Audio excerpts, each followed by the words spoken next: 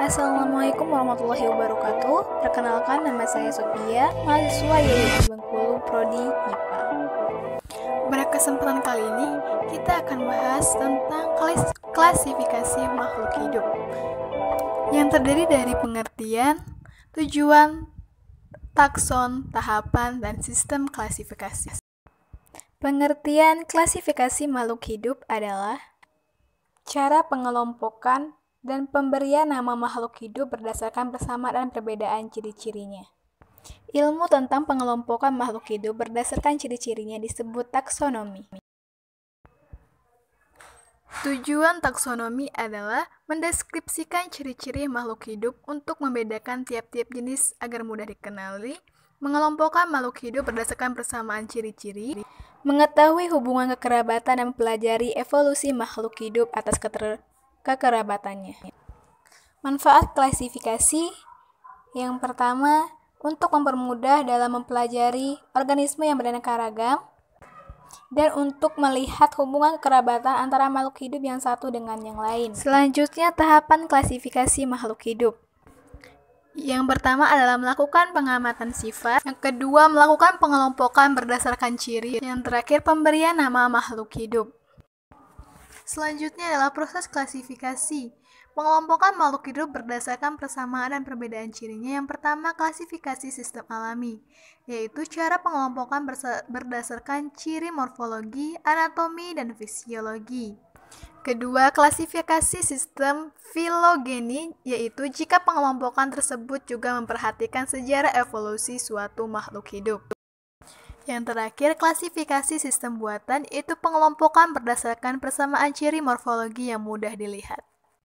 Selanjutnya adalah tingkatan takson dalam klasifikasi. Tingkatan takson adalah tingkatan unit atau kelompok makhluk hidup yang disusun mulai dari tingkat tertinggi hingga tingkat terendah, yaitu ada kingdom atau kerajaan, yang kedua phylum atau divisi, yang ketiga klasik, yang keempat ada ordo, 5 famili, yang keenam itu ada genus, ketujuh spesies, dan kedelapan varietas atau ras.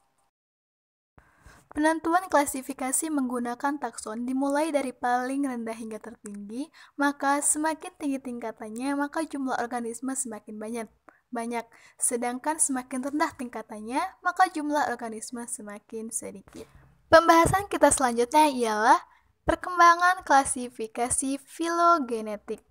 Perkembangan klasifikasi menurut Whittaker, makhluk hidup dibagi menjadi 5 kingdom dengan skema sebagai berikut. Yang pertama ada Monera yang terdiri dari bakteri dan cyanophyta. Yang kedua ada kingdom Protista.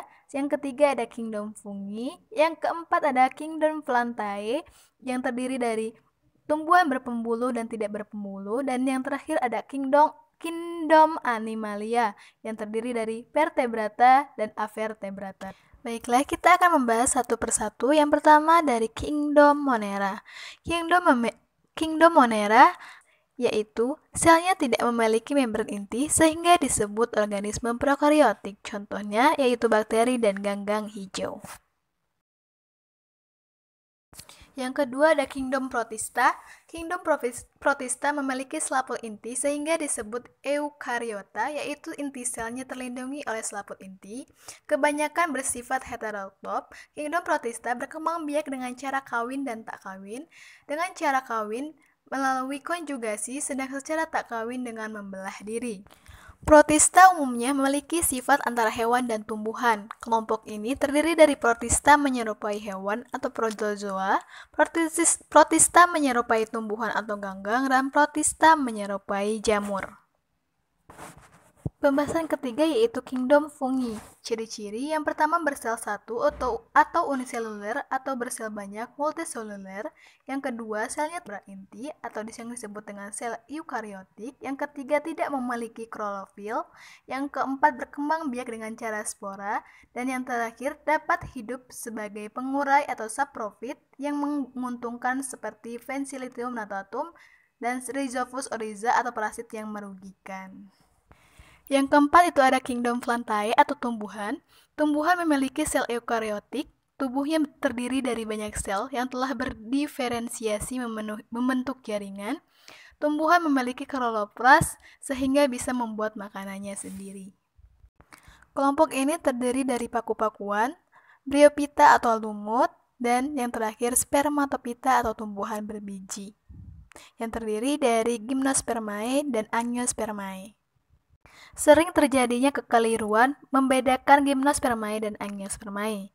Gymnospermae yaitu tidak mempunyai bunga sejati, bakal biji tidak terlindungi oleh buah sehingga terdapat pada luar permukaan dan menghasilkan dua jenis spora berlainan. Sedangkan angiospermae dia mempunyai bunga sejati dan mempunyai biji yang tidak tampak dari luar karena terbungkus oleh buah. Yang terakhir adalah kingdom Animalia. Tubuh Animalia tersusun atas banyak yang berspesialisasi membentuk jaringan, memiliki sel eukariotik, dan bersifat heterotrop, tidak bisa menghasilkan makanannya sendiri.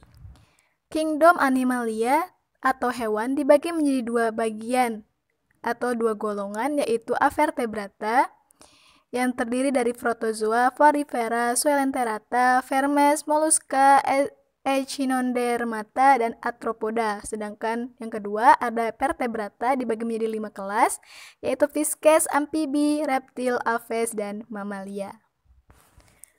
Pembahasan kita yang terakhir yaitu mengenai aturan penulisan nama ilmiah.